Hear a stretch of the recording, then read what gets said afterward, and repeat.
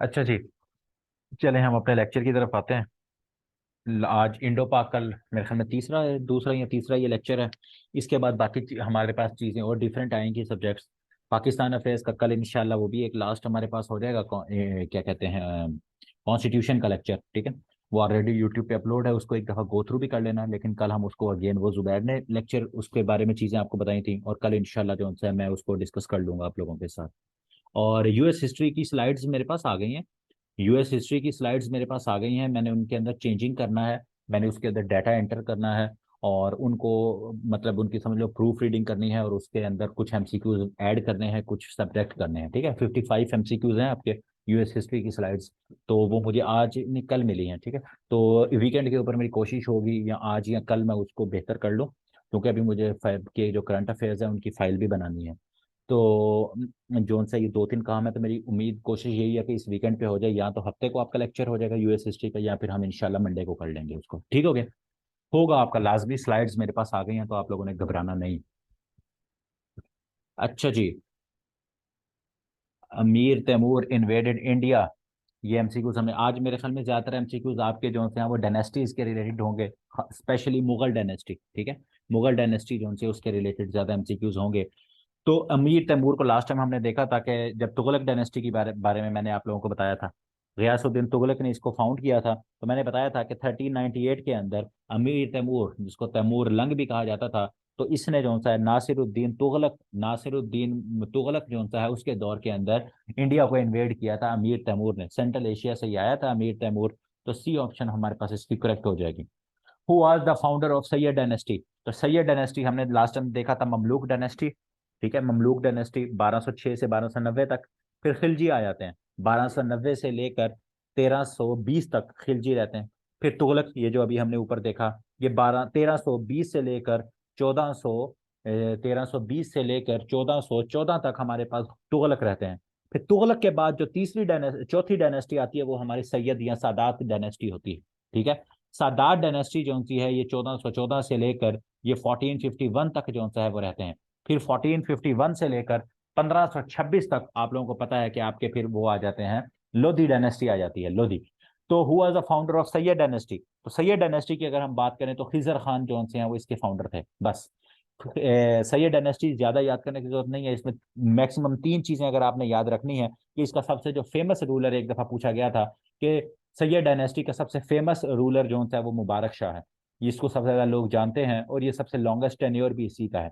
फिर आराम शाह लास्ट था, आराम था या आलम, नहीं आलम शाह था, आराम नहीं आलम शाह। तो ये इसका लास्ट था, और खिजर खान फर्स्ट था।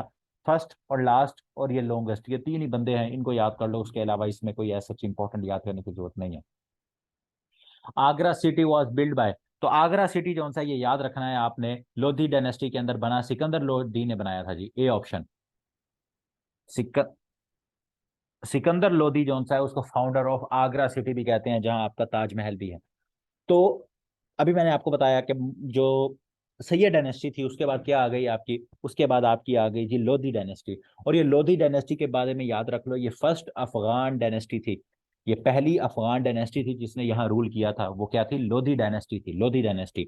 और लोधी डायनेस्टी का फाउंडर का क्या नाम था, बहलोल लोधी। ये मेंशन किया हुआ है, ये मेंशन सारा किया हुआ है, मैं से बताता जाऊंगा आप लोगों को। बहलोल लोधी कौन था, फाउंडर ऑफ लोधी डायनेस्टी, ये मेंशन भी किया हुआ है। 1451 से लोधी डायनेस्टी बनती है, और 1526 तक, फर्स्ट बैटल ऑफ पानीपत तक लोधी लोधी डायनेस्टी चलती रहती है, ठीक हो गया। उसके बाद बहलोल लोधी के बाद, इसमें सिर्फ तीन ही बादशाह हैं इस डायनेस्टी के अंदर। बहलोल लोधी पहला, फिर सिकंदर लोधी, इसके दौर के अंदर आगरा सिटी भी बना। वास्को डे गामा जो सा है वो इंडिया आया, बड़ा इंपॉर्टेंट सवाल है, ठीक है। वास्को डे गामा जो सा है 1498 के अंदर जो सा है वास्को डे गामा आया था। पुर्तगाल से इसका ताल्लुक था, एक्सप्लोरर था, ठीक है। क्या था, एक्सप्लोरर था ये। और वास्को डे गामा 1498 के अंदर जो सा है वो इंडिया के अंदर आया था। ड्यूरिंग दोनों दफा दोनों तरह के सवाल पूछे जाते हैं कि वास्को डे गामा जब आया तो उस टाइम पे किसकी हुकूमत थी, लोधी डायनेस्टी की हुकूमत थी। दूसरा पूछा जाता है बादशाह का नाम, तो वो भी मैंने मेंशन किया हुआ है, सिकंदर लोधी, ठीक है। तो इब्राहिम लोधी के बारे में आप लोग जानते हो, ये तीसरा और आखिरी रूलर था। और इसी ने जो सा 1526 के अंदर बैटल ऑफ पानीपत लड़ी थी, और इसके बाद फिर तख्त जो सा है वो मुगल डायनेस्टी यानी बाबर के पास जो सा है वो चला गया था। तो बैटल ऑफ पानीपत हो गई। बैटल ऑफ पानीपत 1526 के अंदर हो गई, और 1526 के बाद अब हमारे पास क्या होगा, अब हमारे पास जो जो तख्त है जो हमारे पास हुकूमत है वो मुगल डायनेस्टी के पास चली गई, और मुगल डायनेस्टी का पहला रूलर जिसने 1526 की पानीपत के अंदर जंग लड़ी, उसका क्या नाम था? बाबर, जहीरुद्दीन बाबर। बाबर का पूरा नाम क्या है जी? जहीरुद्दीन बाबर। तो जहीरुद्दीन बाबर साहब जो से फरगाना के अंदर, जो उज्बेकिस्तान के अंदर है, वहां ये पैदा हुआ आपका जहीरुद्दीन बाबर। ये जो बाबर साहब हैं आपके, ये आपके कब पैदा होते हैं? ये आपके 14, बल्कि ये लिखा हुआ है 1483 के अंदर पैदा होता है, और 1530 के अंदर इसकी डेथ है। ठीक हो गया? तो बस आपने ये याद रखना है कि बाबर जो सा है, जहीरुद्दीन बाबर, इसने इब्राहिम लोधी को जब शिकस्त दी, उसके बाद जो सा है ये क्या है, ये 1526 के अंदर मुगल डायनेस्टी की बुनियाद रख दी। और बेसिकली ये पैदा कहाँ हुआ था? फरगाना के अंदर हुआ था। ठीक हो गया? Lodhi dynasty ended after which battle? तो बैटल ऑफ पानीपत के अंदर जी, 1526 के अंदर, 1526 के अंदर फर्स्ट बैटल ऑफ पानीपत लड़ी गई। और बाबर ने, याद रखो, बाबर ने टोटल 4 जंगें लड़ी थी इंपॉर्टेंट, हर एक एक साल के वक्फे से। मैं एक एक करके बता देता हूँ, बल्कि यहाँ मेंशन की हुई है ना, मैं एक एक करके रिपीट कर देता हूँ, जो लिख रहे हैं वो लिख लेंगे। 1526 में first battle of Panipat Babur ने लड़ी। ठीक है? 1526 के बाद आ गया 1527।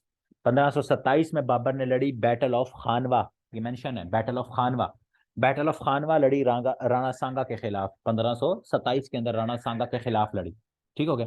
एक सेकंड जरा रुकना। अच्छा जी, तो बैटल्स की बात कर रहे थे बाबर की हम। तो बैटल ऑफ पानीपत 26 में, बैटल ऑफ खानवा 27 में राणा सांगा के खिलाफ, फिर बैटल ऑफ चंदूरी हुई 28 में, 1528, वो यहाँ मेंशन नहीं है, उसको लिख लेना। बैटल ऑफ चंदोरी, ठीक है, बैटल ऑफ चंदूरी या चंदोरी, तो वो 1528 में, वो भी बाबर ने लड़ी। फिर एक लास्ट बैटल 1529 में लड़ी, उसको कहते हैं बैटल ऑफ घाघरा। ठीक है? उसको क्या कहते हैं? उसको कहते हैं battle of Ghaghra. Battle of Ghaghra जोन सी है, बैटल ऑफ घाघरा जोन सी है, ये 1529 में लड़ी। तो ये 4 मेजर जंगें थी। बैटल ऑफ जो चंदोरी थी ना, वो लड़ी थी, क्या कहते हैं उसको, मैदोनी राय ऑफ मलावा। ठीक है? ये एक मैदोनी राय, मलावा जोन सा है ना, ये साउथ इंडिया वाली साइड पे एक था। तो मैदोनी राय ऑफ मलावा जोन सा है, उसके खिलाफ बैटल ऑफ चंदोरी लड़ी गई थी। लेकिन ये जो 1529 के अंदर बैटल ऑफ घाघरा थी ना, ये आपकी सुल्तान महमूद लोधी के खिलाफ लड़ी गई थी। एक लोधी में से आखिर में वो बच गया था, तो वो भाग गया था, तो वो सुल्तान महमूद लोधी था एक बंदा, उसके खिलाफ ये बैटल ऑफ घाघरा फाइनल लड़ी गई थी। वो लोधी याद रख लेना, वो इंपॉर्टेंट है। बाकी बैटल ऑफ खानवा राणा सांगा के खिलाफ, ठीक है, इतना इंपॉर्टेंट नहीं है, लेकिन बैटल ऑफ घाघरा को कर लेना। तो ये सुल्तान महमूद लोधी के खिलाफ जो सी 1529 में लड़ी गई थी। पहली दफा बैटल ऑफ पानीपत के अंदर गन पाउडर यूज किया गया था। तो ये बड़ा इंपॉर्टेंट सवाल है, बार बार पूछा जाता है, तो ये देख लेना। ठीक हो गया? तो बाबर ने यूज किया था बैटल ऑफ पानीपत, पहली पानीपत की जंग के अंदर। बाला हिसार फोर्ट, बाला हिसार फोर्ट जो पिशावर का है जी, ये भी आपका बाबर साहब ने बनाया था। तो ए ऑप्शन, ठीक है, ये भी बाबर साहब के जो सा है वो दौर के अंदर बना था। ठीक हो गया? ठीक हो गया, नो इशू। ठीक है, तो बाबर साहब जो से हैं इन्होंने, बाबर जो से इन्होंने बाला हिसार जो फोर्ट है, जो आपका पिशावर के अंदर, केपी के अंदर, वो बनाया था। अच्छा जी, ये इंपॉर्टेंट है, the ruler of Mughal dynasty who buried outside of India. तो बाबर साहब थे बाग बबून के अंदर। बाबर जोन से हैं, जहीरुद्दीन बाबर साहब जोन से हैं, ये बाग बबून, काबुल के अंदर है एक बाग बबून। ठीक है? काबुल के अंदर, अफगानिस्तान के अंदर। तो ये काबुल के अंदर, बाग बबून के अंदर, अफगानिस्तान के अंदर जोन सा है, ये क्या है? मदफून है। ये क्या है जी? मदफून है। तो आप लोगों ने इनको याद रख लेना है। ठीक हो गया जी? Who translated Tuzuk Baburi. अच्छा, यहाँ याद रख लो, बाबर की जो बायो, एक होती है बायोग्राफी, एक होती है ऑटोबायोग्राफी। ऑटोबायोग्राफी होती है वो इंसान खुद लिखता है अपनी। ठीक है? तो बाबर की जो सा है, बाबर की जो ऑटोबायोग्राफी थी ना, खुद नविश्त, जिसको उर्दू में क्या कहते हैं? खुद नविश्त। तो खुद नविश्त जो सी है बाबर की, उसका क्या नाम था? उसका नाम था, no, okay boss, no issue, सुकून से जाए। तो उसके बाबरी जो सी है ना, ये उसकी क्या थी? खुद नविश थी, ऑटोबायोग्राफी थी। ठीक है? वो क्या थी? वो क्या थी जी आपकी? वो आपकी ऑटोबायोग्राफी थी, ऑटोबायोग्राफी थी जी वो आपकी, इसकी बाबर साहब की। तो वो बाबर ने खुद लिखी थी। लेकिन याद रखो, तो उसके बाबरी का पर्शियन, फारसी जुबान के अंदर जो सा है,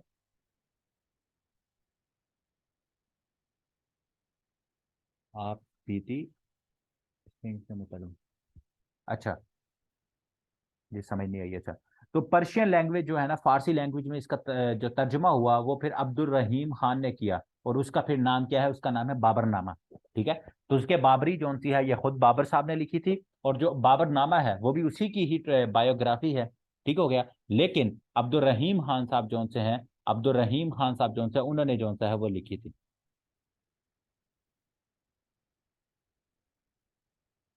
अच्छा, इसकी लैंग्वेज जो सी है ना वो टर्किश लैंग्वेज, उसको कहते हैं चोताई, क्या कहते हैं उसको, चागाताई। टर्किश लैंग्वेज के अंदर ये तुज़के बाबरी लिखी गई थी, उर्दू के अंदर नहीं थी। ये जो तुज़के बाबरी है ना, ये एक क्योंकि ये सेंट्रल एशिया से मोस्टली जो आए थे, ये आपके बाबर वगैरह ये जितने भी थे मुगल, तो इनकी जो सी थी वो चागाताई एक लैंग्वेज थी, टर्किश लैंग्वेज। ठीक है, उसके अंदर ये जो सी है तुज़के बाबरी लिखी गई। Who is the founder of Safavi dynasty. अब ये सफवी डायनेस्टी आप कहोगे कि सर जी सफवी डायनेस्टी कहाँ से आ गई, तो हाँ चौथा है। तो सफवी डायनेस्टी जो सी है, शाह इस्माइल वन जो सा है इसका क्या था, फाउंडर था शाह इस्माइल वन। अब ये सफवी डायनेस्टी हमारे लिए क्यों इंपॉर्टेंट है, कि जहीरुद्दीन बाबर का एक बेटा था, उसका नाम था हुमायूं। उसका क्या नाम था जी, इसका थोड़ा सा बैकग्राउंड बताता हूँ। उसका नाम था हुमायूं, नासिरुद्दीन हुमायूं, जो कि दूसरा मुगल बादशाह भी था। तो उसका एक कमांडर था शेर शाह सूरी। उसका एक कमांडर था शेर शाह सूरी, जिसके बारे में हमने डिस्कस किया है, बैटल ऑफ चौंसा हुई, बैटल ऑफ कनूज हुई, हुमायूं वर्सेस शेर शाह सूरी के दरमियान। ठीक हो गया। अब बैटल ऑफ, जब ये शेर शाह सूरी हार गया, शेर शाह सूरी जीत गया ना, हुमायूं हार गया, तो ये फिर ईरान चला गया। तो ईरान में उस टाइम पे ये सफवी डायनेस्टी की हुकूमत थी। तो ये सफवी डायनेस्टी कहाँ की है, ईरान की है। तो जब ये गया था, अल्लाह भला करे आपका, हुमायूं, उस टाइम पे जो सा ये बादशाह ये था, शाह तामस वन। ये जो वन है ना, ये उस टाइम पे बादशाह था, लेकिन सफवी डायनेस्टी की बुनियाद जो रखी गई थी वो शाह इस्माइल वन ने रखी थी। ठीक है, तो ये आपको सवाल पता होना चाहिए। ये जो सेकंड नंबर पे लिखा हुआ है, इसका सवाल पूछा जाता है कि जब हुमायूं जो सा है, जब वो बैटल ऑफ चौंसा और बैटल ऑफ कुनूज जो सा है वो हार गया था, तो उसके बाद जो सा है वो कहाँ गया था। ठीक है, वो चला गया था आपका, ईरान चला गया था। ठीक है, और वहीं जाते हुए रास्ते में उमरकोट के मुकाम के ऊपर उसने फिर अपना जो बेटा है बादशाह अकबर, जो बाद में बादशाह अकबर बना, उसकी पैदाइश भी जो सी है इसी दौरान हुई थी, जब वो यहाँ से जा रहा था, बिल्कुल 1542 के अंदर। अच्छा जी। उसके बाद who was the wife of Humayun. अब हुमायूं साहब जो से हमारे पास क्या है जी, अब हमारे पास हुमायूं साहब आ गए। हुमायूं साहब को हमने हल्का फुल्का सा देख लिया है, हुमायूं साहब हमारे पास आ गए। हुमायूं साहब जो से हैं, हुमायूं साहब 1530 के अंदर जो सा है बाबर की डेथ होती है। 1530 में उसका बेटा हुमायूं आ जाता है, और ये 1540 तक रहता है। ठीक है, अब 1540 तक क्यों रहता है, क्योंकि 1539 में और 1540 के अंदर बैटल ऑफ कनूज और बैटल ऑफ चौंसा हो चुकी होती है। तो इसके दौरान 1540 से 1555 तक इकतदार जो होता है वो शेर शाह सूरी या सूरी डायनेस्टी के पास चला जाएगा। तो अब फिर 1555 पे ये वापस वो अपना इकतदार लेता है, और फिर 1556 तक इसकी डेथ हो जाती है। ठीक हो गया। तो इसकी जो वाइफ थी ना हुमायूं की, उसका क्या नाम था, हमीदा बानो बेगम। ये क्यों इंपॉर्टेंट है, क्योंकि ये अकबर की अम्मा थी। ये अकबर, जो बादशाह अकबर जो तीसरा मुगल बादशाह था, उसकी ये क्या थी, ये उसकी माँ थी। तो हमीदा बानो बेगम जो सा है वो क्या थी, हुमायूं की बेगम थी। और इसके बाद ये गुलबदीन बेगम का भी नाम याद रखना है। ये 2020 के एंड में एक पेपर हुआ था, उसमें ये सवाल पूछा गया था। तो ये सिस्टर है जी, ये हुमायूं की जो सा है ये क्या थी, सिस्टर थी, गुलबदीन बेगम। और ये गुलबदीन बेगम हमारे लिए क्यों इंपॉर्टेंट है, ये इसलिए इंपॉर्टेंट है कि इसने एक किताब लिखी थी जिसका नाम था हुमायूं नामा। नॉट इंपॉर्टेंट, इसकी शादी कब हुई थी, नॉट इंपॉर्टेंट। ठीक है, हुमायूं नामा। हुमायूं नामा जो अकबर की बायोग्राफी है वो किसने लिखी थी, उसकी बहन गुलबदीन बेगम ने लिखी थी। और ये वही हुमायूं है जो कि अपनी लाइब्रेरी, शेर मंडल लाइब्रेरी की स्टेयर से गिर के जिसकी डेथ हुई थी 1556 के अंदर। ठीक है, हुमायूं जो सा है इसकी लाइब्रेरी थी, उसका नाम था शेर मंडल लाइब्रेरी। उसकी कुर्सी सीढ़ियों से गिर के जो सा स्टेयर से गिर के हुमायूं की क्या हुई थी, डेथ हुई थी। Battle of Chaunsa, battle of Kannauj आप लोगों को अब याद हो गई होंगी, शेर शाह सूरी के दरमियान और अकबर के, सॉरी, हुमायूं के दरमियान हुई थी। 1539 में चौंसा हुई है, और कनूज 1540 के अंदर हुई है। ठीक हो गया। हाँ जी, स्टेयर से गिर के इसकी डेथ हुई थी। इसके बाद आ गया जी अकबर। अब अकबर साहब जो से है ये उमरकोट के अंदर पैदा होते हैं 1542 के अंदर, अभी आपको ताहिर ने भी बताया। तो अकबर साहब जो है 1556 से लेकर 1605 तक सबसे लॉन्गेस्ट टेन्योर है इनका, मुगल बादशाह के तौर पे 49 ईयर्स। ठीक है, 49 ईयर्स जो सा है सबसे ज्यादा जो लंबे अरसे तक बादशाह रहे हैं वो कौन है जी, बादशाह अकबर रहे हैं। ठीक है, तो बादशाह अकबर जो से हैं, जब मैंने आपको बताया कि हुमायूं साहब जा रहे थे ईरान वाली साइड पे, तो उमरकोट के मुकाम पे अकबर बादशाह जो सा है उसकी विरादत हुई थी। क्या कहते हैं, सॉरी क्या नाम था, हमीदा बानो बेगम। ठीक है, हमीदा बानो बेगम जो कि इनकी वालदा थी। और उसके बाद इनको फिर कालानौर जो सा है एक जगह है, कालानौर एक जगह है, वहां इनको फिर जब इनके वालिद की डेथ हो गई तो 1556 के अंदर इनको वहां क्या कहते हैं ताजपोशी इनकी की गई थी। यह सवाल भी पूछा जाता है, तो वो ताजपोशी जिस मुकाम पे जिस जगह पे की गई थी, कलानूर, ठीक है, कलानूर के मुकाम पे ये की गई थी। और बैरम खान जो से है, ये क्या था, बैरम खान, ये हमारे क्या कहते हैं अकबर जो सा उसका क्या था, उस्ताद था, उसका उस्ताद था बैरम खान, ठीक है। और 13 साल की उम्र के अंदर जो सा अकबर जो सा है वो बादशाह बन गया था, अगर कहा जाए तो यंगेस्ट भी हम कह सकते हैं, लेकिन 13 साल की उम्र में ये बादशाह बन गया था अकबर। सूरी डायनेस्टी, सूरी डायनेस्टी मैंने आपको बताया है कि शेर शाह सूरी ने इसकी बुनियाद रखी 1540 में, जब ये बैटल ऑफ चौसा जीत गया, ठीक है, बैटल ऑफ कनूज जीत गया, तो उसके बाद जो सा है ये 1556 तक फिर जो सा है ये सूरी डायनेस्टी हमारे पास चलती रहती है, ठीक है। 1556 या 1555 भी 1556 दोनों आता है, तो 1555 तक या 1556 तक जो सा है ये आपकी जो सूरी डायनेस्टी है, बल्कि इसको 1555 ही करो, ठीक है, इसको 1555 ही रखो। 1555 तक जो है ये आपकी डायनेस्टी सूरी डायनेस्टी चलती। Coin rupees introduced by, coin rupees किसने इंट्रोड्यूस किए थे, क्या ख्याल है आप लोगों का इसके बारे में? शेर शाह सूरी ने किए थे, ऐसे ही है, शेर शाह सूरी जो सा है उसने जो सा है वो क्वाइन रुपीज किए थे ना। तो यहाँ याद रख लो, फरीद खान, अब आपको कि सर आप कब से शेर शाह सूरी कह रहे हो, अब आप फरीद खान कर रहे हो, तो याद रखो शेर शाह सूरी का असल नाम क्या था, फरीद खान था, ठीक हो गया, उसका रियल नाम क्या था, फरीद खान था। ये लिखने का मकसद भी ये है ताकि आप लोगों को पता हो। तो शेर शाह सूरी का असल नाम क्या था जी, फरीद खान था। शेर शाह सूरी बरीड इन, तो शेर शाह सूरी साहब जो से हैं वो बिहार के अंदर, ठीक है, सासाराम के अंदर, बिहार के अंदर जो से हैं वो शेर शाह सूरी को दफनाया गया है, ठीक है।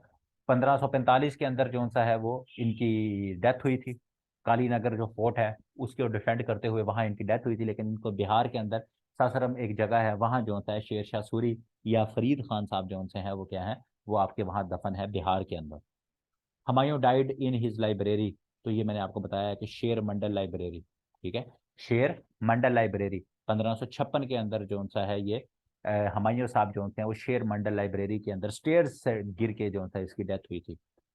ये क्या लिखा हुआ है, हाजी बेगम, हाजी बेगम ये भी जी हमायूं की एक बीवी थी, हाजी बेगम, इसको भी देख लेना, बेगा बेगम, इसका बेगम, ये कहते हैं हमायूं इससे बड़े मशवरे लिया करता था, ठीक है।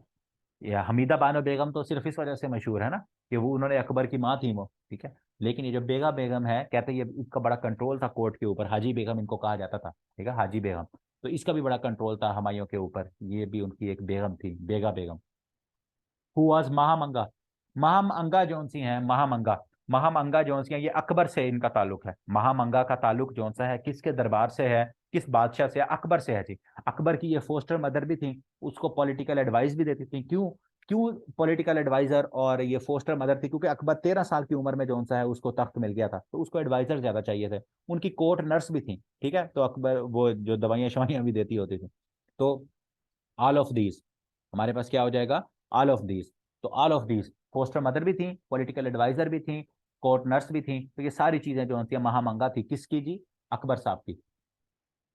हु फर्स्ट इम्पो अपोज्ड दीन इलाही, तो दीन इलाही बेसिकली जो है आपका अकबर साहब लेके आए थे, अकबर साहब बादशाह अकबर 1582 के अंदर, 1580 1582 के अंदर जो है अकबर साहब जो हैं वो दीन इलाही जो है वो लेके आ जाते हैं। अब दीन इलाही जब लेके आते हैं तो ये हमेशा आप लोग यही करते हो कि शेख अहमद सरहिंदी जो है उन्होंने फर्स्ट अपोज किया था। कितनी दफा बताया है कि ख्वाजा बाकी बिल्ला साहब ने, कितनी दफा बताया है कि ख्वाजा बाकी बिल्ला साहब जो से हैं, ख्वाजा बाकी बिल्ला साहब जो से हैं उन्होंने सबसे पहले जो है वो दीन इलाही को अपोज किया था। ये सवाल मैं बार बार आप लोगों को बता चुका हूं कि शेख अहमद सरहिंदी साहब जो से हैं, ठीक है, शेख अहमद सरहिंदी साहब जो से हैं वो नहीं, लेकिन जो ख्वाजा बाकी बिल्ला हैं उन्होंने सबसे पहले अपोज किया था, ठीक हो गया। और उसके बाद जो है शेख अहमद सरहिंदी साहब उन्होंने भी अपोज किया था, सबसे पहले ख्वाजा बाकी बिल्ला। और उसके बाद एक और सवाल पूछा जाता है कि जो अकबर के क्या कहते हैं, अकबर के 9 रत्न थे ना, मैंने आप लोगों को बताया था, ठीक है, मैंने आप लोगों को पहले ये बताया हुआ है, क्या कहते हैं अकबर के 9 रत्न थे, उनमें से एक 9 रत्न था बीरबल, उसका क्या नाम था जी, बीरबल। तो बीरबल जो सा है उसने जो सा सबसे ज्यादा इसको सपोर्ट किया था हिंदूज में से, ठीक है, बीरबल जो सा है वो क्या था, बीरबल भाई साहब जो से हैं वो हिंदू थे। तो बीरबल जो सा है उसने दीन इलाही को सबसे ज्यादा जो सा है वो क्या किया था, बीरबल ने। इसके बारे में सवाल पूछा जाता है, who was the only Hindu to to accept Din Ilahi, ठीक है। तो बीरबल जो सा है उसने दीन इलाही को जो सा है वो एक्सेप्ट किया था, और अपोज जो सा है वो ख्वाजा बाकी बिल्ला ने किया था। जब्ती सिस्टम, ये जी रेवेन्यू का एक सिस्टम इंट्रोड्यूस करवाया था, जब्ती सिस्टम उसको कहा जाता था। तो ये अकबर ने इंट्रोड्यूस करवाया था टोडर माल के थ्रू। अब टोडर माल साहब कौन थे? टोडर माल जो से हैं ये भी आपके 9 रत्नों में से एक रतन थे, और ये फाइनेंस मिनिस्टर और एडवाइजर थे। ये फाइनेंस के ऊपर, खजाने के ऊपर जो भी एडवाइस देनी होती थी अकबर को, वो टोडर माल साहब जो से हैं वो देते थे। ठीक है, 9 रत्नों में से डिफरेंट का आप लोगों के साथ तारुफ हो चुका है। तानसेन जैसे था, ठीक है, तानसेन आपका म्यूजिशियन था। इसी तरह आपका बीरबल था, ये जो सा है ये भी एडवाइजर था एक। उसके अलावा तोदरमाल का भी अभी हो गया कि ये फाइनेंस मिनिस्टर था। उसके बाद आपका एक मुल्ला दो प्याजा भी था। मुल्ला ये भी एडवाइजर था, चीफ एडवाइजर था जी, मुल्ला दो प्याजा, इसके बारे में ये कहा जाता है। फिर फैजी ब्रदर्स के बारे में आप लोगों को पता है। ठीक है, तो ये आप लोगों ने इसको याद रख लेना है। अच्छा जी, तानसेन बाय प्रोफेशन, तानसेन क्या था जी आपके पास? म्यूजिशियन था जी, ये पोएट नहीं था, पोएट फैजी था। तो तानसेन जो था ये भी 9 रत्नों में से था। ये क्या था बाय प्रोफेशन? ये म्यूजिशियन था तानसेन। ये बाय प्रोफेशन क्या था? फेमस म्यूजिशियन था जी ये। Who translated Lilavati? लीलावती एक किताब है जी, भास्करा ने लिखी है। ठीक है, भास्कर जो सा है, भास्कर या भास्करा, इसने संस्कृत के अंदर लिखी थी लीलावती। तो इसको पर्शियन लैंग्वेज के अंदर जो लीलावती को ट्रांसलेट, ये मैथमेटिक्स के रिलेटेड है किताब। ये लीलावती किताब का टॉपिक भी एक दफा पूछा गया था कि लीलावती का जो सा टॉपिक या ये जो लिखी गई है किसके मुताबिक है, तो ये मैथ के रिलेटेड है जी लीलावती। तो लीलावती जो किताब है, इसको पर्शियन, फारसी में जो इसका तर्जुमा किया गया था वो किसने किया था? फैजी। फैजी, वही फैजी, ठीक है, फैजी ब्रदर जो थे ना, उनमें से जो एक फैजी था जो पोएट था। ठीक है, तो वही फैजी जो था उसने क्या की थी कि इसको ट्रांसलेट किया था। तो ए ऑप्शन।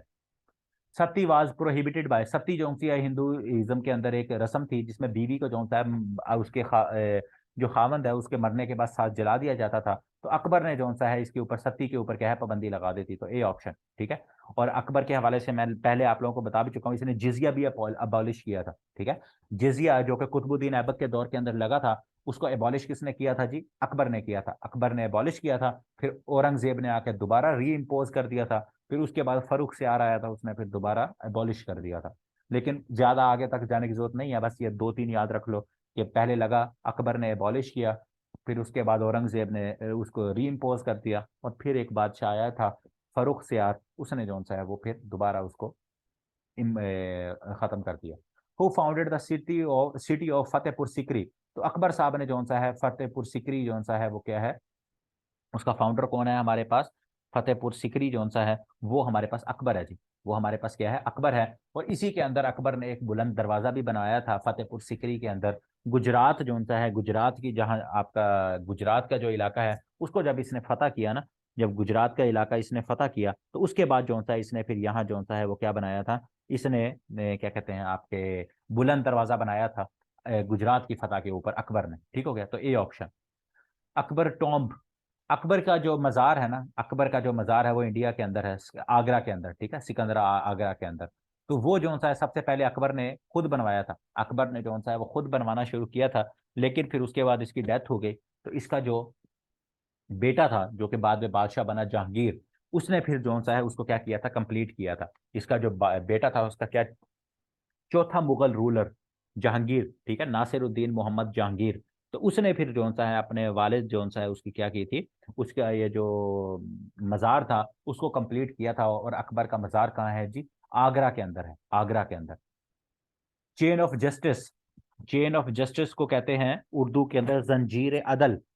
जंजीर अदल जो सी है, चेन ऑफ जस्टिस, किसने इंस्टॉल की थी? तो बादशाह जहांगीर ने की थी। बादशाह जहांगीर, इसका पूरा नाम क्या था जी? इसका पूरा नाम था नासिरुद्दीन मोहम्मद जहांगीर। बादशाह जहांगीर का मुकम्मल नाम क्या था जी?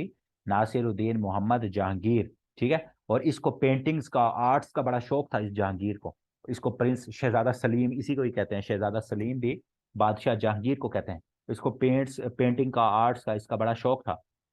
और ये आप लोगों को याद होगा, एक बंदा आया था कैप्टन हॉकिन। ठीक है, एक कैप्टन हॉकिन और एक थॉमस रो, ये दोनों बंदे भी इसी के दरबार में आए थे। और उसके बाद जो सा है वो ईस्ट इंडिया कंपनी को जो सा है वो सूरत के अंदर फैक्ट्री लगाने की इजाजत भी मिल गई थी। ठीक हो गया, तो ये जो सा है आप लोगों ने इसके हवाले से ये चीजें याद रख लेनी है। और अनारकली भी इसी के रिलेटेड थी, जहांगीर के रिलेटेड। और दूसरी अनारकली से तो नहीं, वैसे याद आया, शेखुपुरा। हिरन मनार मैंने आप लोगों को बताया था, हिरन मीनार, ठीक है।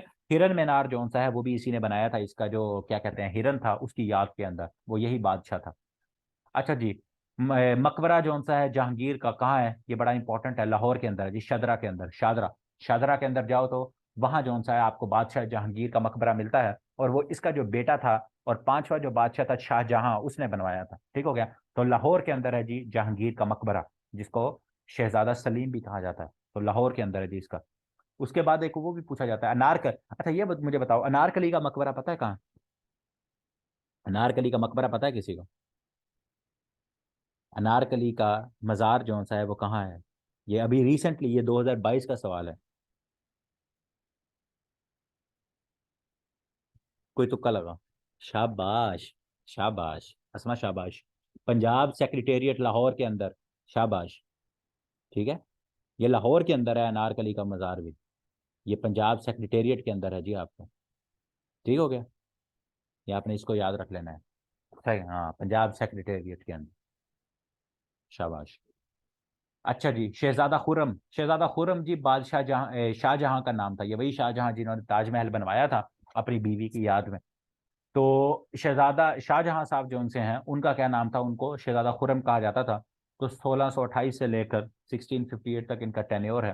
तो इनके दौर में भी बहुत ज़्यादा चीज़ें हुई हैं, बहुत ज़्यादा चीज़ें, सबसे ज़्यादा चीज़ें अकबर और शाहजहां, क्योंकि इनका टेन्योर ज़्यादा था, ज़्यादातर चीज़ें जो उनसी हैं वो इनके दौर के अंदर आपको मिलेंगी। Who was the chief architect of Taj Mahal, तो ताजमहल को 22 साल लगे जी बनने में। आगरा के अंदर है जी आपका ताजमहल, ठीक है। तो उस्ताद ईसा जोन से हैं, वो इसके चीफ आर्किटेक्ट थे। और ताजमहल किसकी याद में बनाया था? शाहजहां। बनाया किसने था जी? ताजमहल बनाया था जी आपका शाहजहां साहब ने, ठीक हो गया। और अल्लाह भला करे, याद किसके अंदर बनाया था इसने? इसने मुमताज महल, मुमताज महल इसकी बीवी थी, मुमताज महल, पता नहीं 12वां 13वां इसका बच्चा पैदा करते हुए उसकी वफात हो गई, तो उसने कहा अच्छा चलो उसकी याद में एक महल बना देते हैं, प्यार बहुत है हमें, ठीक है। तो उसका दूसरा मुमताज महल, या उसका असल नाम था अंजम बानो बेगम, ठीक है, अंजम बानो बेगम। तो अंजम बानो बेगम स्लैश मुमताज महल जो सा है, उसकी याद के अंदर ये ताजमहल जो सा है बनाया गया था। और ये जो सा है आपका जो आगरा के अंदर है, यमुना रिवर बहता है, यमुना रिवर, तो यमुना रिवर के किनारे के ऊपर आपका ताजमहल जो सा है वो वाक़ है।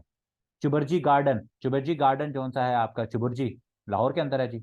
जेबुनिसा बेगम, जेबुनिसा जो सा है उसने बनाया था, जेबुनिसा ने 1646 के अंदर, ठीक है, 1646 के अंदर जो सा है ये जेबुनिसा, ये मेरे ख्याल में ये क्या कहते हैं, ये जो जेबुनिसा है ना आपकी, ये मेरे ख्याल में बादशाह जहांगीर जो, सॉरी बादशाह जहांगीर कह रहा हूँ, ये जो आपका औरंगजेब है उसके दौर का जो सा है ये कोई करेक्टर है, इसको देख लेना कि ये जेबुनिसा का जो सा है वो औरंगजेब के साथ जो सा है वो क्या हिसाब किताब था। जेबुनिसा जौन सी है ये क्या थी? उसकी बेटी थी जी, हाँ ये उसकी औरंगजेब की डॉटर थी, हाँ बिल्कुल, ये डॉटर थी, बेटी थी उसकी, औरंगजेब की। तो उसने जो सा ये चुबुर्जी गार्डन जो सा है वो बनाया था। Capital city during early reign of Shahjahan, तो शाहजहां का जो शुरू वाला दौर था उसके अंदर आगरा था जी, उसके अंदर आगरा था। फिर इसने कैपिटल शिफ्ट कहाँ कर दिया? आगरा से दिल्ली, ठीक हो गया। शाहजहां की पोती, हाँ ये भी सही है, शाहजहां की पोती। शाहजहां से पीछे कौन आएगा आपका? जहांगीर। जहांगीर की क्या लगी? पड़पोती। हाँ ये मेरे ख्याल में सवाल है इस तरह का कोई कि शाहजहां की ये क्या लगती थी रिलेशन में, तो पोती लगी, बिल्कुल। क्या क्या याद करवाना करना पड़ता है हमें। अच्छा जी, capital city during early reign of Shahjahan, तो शाहजहां के शुरू के दौर के अंदर आगरा था। और शाहजहां ने जो सा है आगरा से दिल्ली जो सा है वो कैपिटल शिफ्ट किया था, ठीक है। ये सवाल पूछा जाता है कि आगरा से दिल्ली कैपिटल किसने शिफ्ट किया? तो शाहजहां साहब ने किया था। First ruler to sit on peacock throne, peacock throne था जी आपका, ठीक है, पीकॉक थ्रोन बड़ा फेमस ये थ्रोन है, रहा है आपका। तो सबसे पहले जो सा है इसके ऊपर कौन सा आपका बादशाह जो सा है वो बैठा था? वो था जी आपका शाहजहां, ठीक है।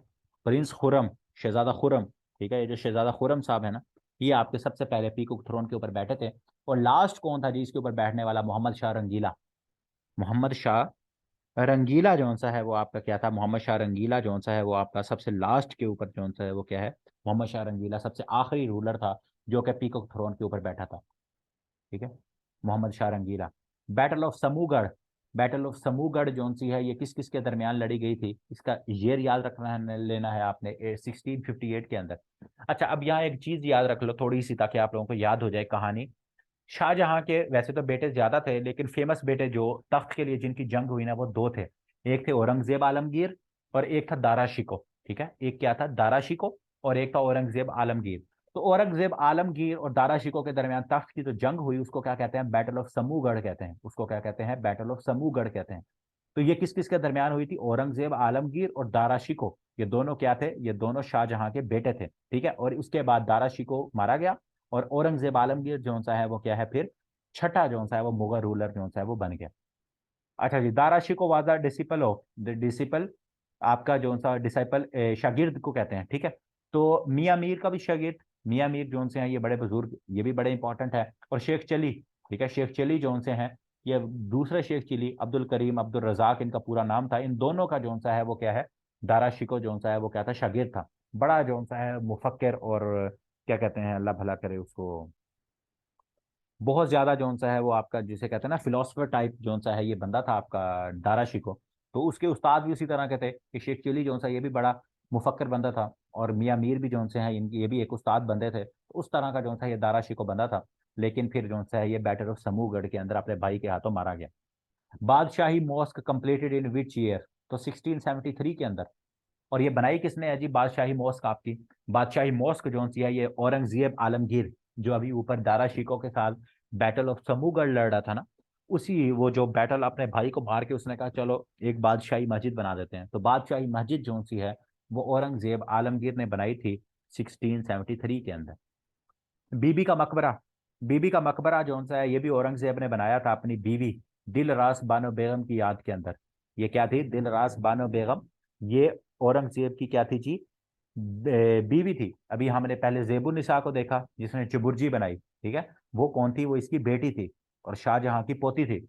और दिलरास बानो बेगम जो सी हैं वो कौन थी, वो आपकी, वो औरंगजेब आलमगीर की जो सा है वो क्या थी, बीवी थी, जिसकी याद में बीबी का मकबरा जो सा है वो बना है।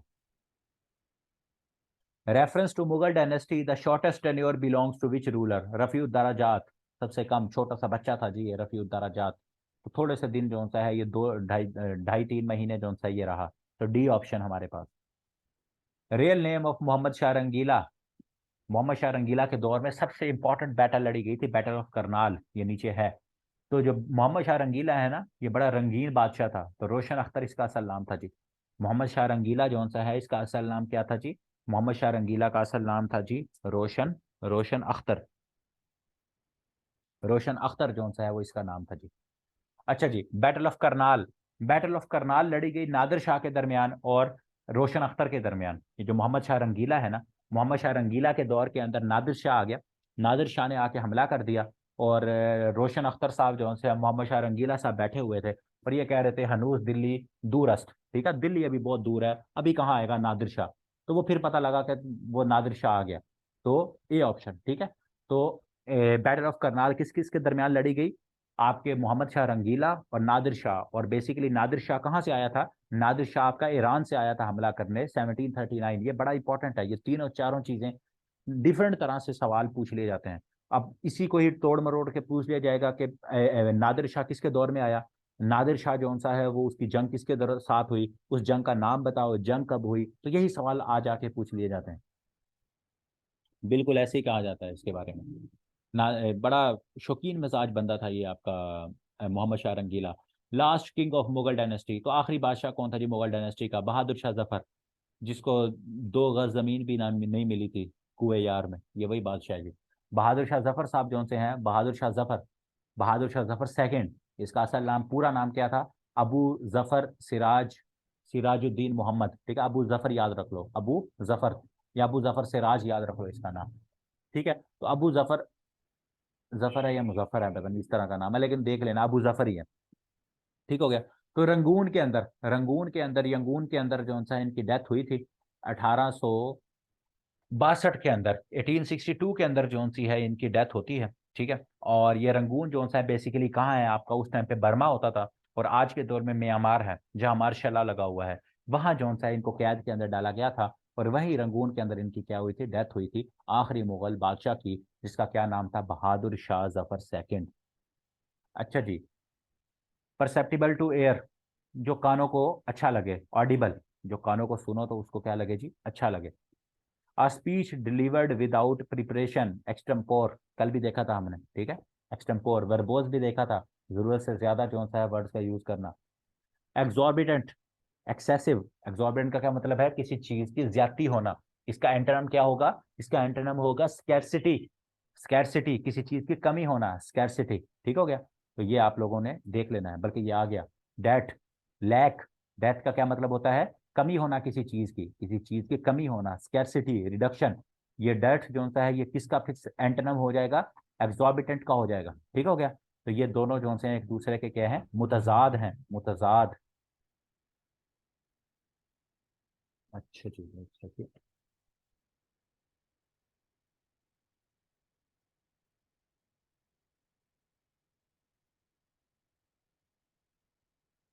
चलो इसको बाद में देखेंगे। अच्छा जी। तो correct antonym of the given word counsel, counsel का क्या मतलब होता है, एडवाइस करना, किसी को सलाह मशवरा देना, ये तो आसान था। एम्बिगुअस, एम्बिगुअस का क्या मतलब होता है, एम्बिगुअस का मतलब होता है टाल मटोल, गोलमोल बात, मुख्फी, छुपा हुआ, ठीक है। कोई क्लियर कट ना होना, मुबहम, ठीक है, मुबहम होना, कोई चीज को क्लियर ना होना। तो एक्सप्लिसिट का क्या मतलब होता है, एब्सोल्युटली क्लियर, ठीक है, एब्सोल्युटली क्लियर, क्लियर, ठीक है। Ambiguous unclear, explicit clear. Obscure का क्या मतलब होता है, उसका भी एम्बिगुअस होता है, ठीक हो गया। इक्विवोकल का भी क्या होता है, एम्बिगुअस होता है, कि खुले अल्फाज में बात ना करना, दबी दबी बात करना। ये सारे एब्सक्योर, इक्विवोकल, ये सारे इसके क्या हैं, एम्बिगुअस के सिनोनिम हैं, ठीक हो गया। कौंसल मीन एडवाइस, बिल्कुल, कौंसल का मतलब होता है एडवाइस करना। काउंसिल का मतलब होता है एडवाइस करना, लॉ। अच्छा जी। फॉरलॉन होप, फॉरलॉन होप का क्या मतलब होता है, होपलेस। एक सेकंड, एक सेकंड, एक सेकंड। अच्छा, 45 की बात कर रहे हो, इसमें ऊपर antonym, choose the correct antonym of. अच्छा अच्छा अच्छा अच्छा अच्छा। तो हम चेंज कर देते हैं ना, इसको फिर सिनोनिम कर देते हैं। इसको हम क्या कर देते हैं, सिनोनिम कर देते हैं, ठीक हो गया। कौंसल का सिनोनिम क्या होगा हमारे पास, अब एडवाइस हो जाएगा। ओके हो गया, ठीक है। एडवाइस अब ओके हो गया। हाँ चलो, जज़ाकल्लाह। अच्छा जी, फॉरलॉर्न होप का क्या मतलब है, होपलेस, होपलेस, डेस्परेट, मतलब होपलेस होना किसी भी मामले में। To get on the nerves, किसी के दिमाग के ऊपर सवार हो जाना। टू इरिटेट, किसी को अनाय करना, किसी के ऊपर जो सा है वो उसको तंग करना, तो उस सेंस में ये यूज होता है। Call it a day, call it का क्या मतलब है, स्टॉप वर्किंग ऑन समथिंग। अभी हम लेक्चर को भी कॉल करेंगे, call it a day, we will call it a day, कि हम लेक्चर को समाप्त करेंगे अपना। तो लाइन शेयर का क्या मतलब होता है, मेजर शेयर, ठीक है। लाइन शेयर, कभी भी कोई मसला मसाइल होता है ना, जब आप थानों में जाओ गलती से, तो वहाँ जो सा है आपको लाइन शेयर, मेजर शेयर कहते हैं, मेजर शेयर इधर दो। तो लाइन शेयर जो सा है वो आपका क्या होता है जी, मेजर शेयर होता है। तो बी ऑप्शन हमारे पास इसकी करेक्ट हो जाएगी, ठीक हो गया जी। मेरे ख्याल में इंडो पाक की चीज़ें ऑलमोस्ट आप लोगों की ओके होंगी। बाकी कुछ आप लोग खुद भी कर सकते हो रिवीजन के अंदर, इससे ज़्यादा चीज़ें हो नहीं सकती। बाकी कुछ चीज़ों को टच करेंगे, जो जो कुछ टॉपिक्स हैं या कुछ पीडीएफ्स में देखता हूँ और कौन कौन सी अवेलेबल हैं, और उनको इंशाल्लाह हम टच करेंगे। और कल, हाँ कल आपका फ्राइडे है ना, कल मैं कोशिश करूँगा आपकी एक्सेल की फाइल भी अपलोड हो जाए। पावर पॉइंट की हो चुकी है मेरे ख्याल में, तो पावर पॉइंट की उसको देख लेना लाजमी, और एक्सेल की इंशाल्लाह कल अपलोड हो जाएगी। और कल फिर अब हम इंशाल्लाह कितने बजे मुलाकात होगी, कल आफ्टर जुम्मा हमारी फौरन मुलाकात हो जाएगी, ठीक हो गया जी।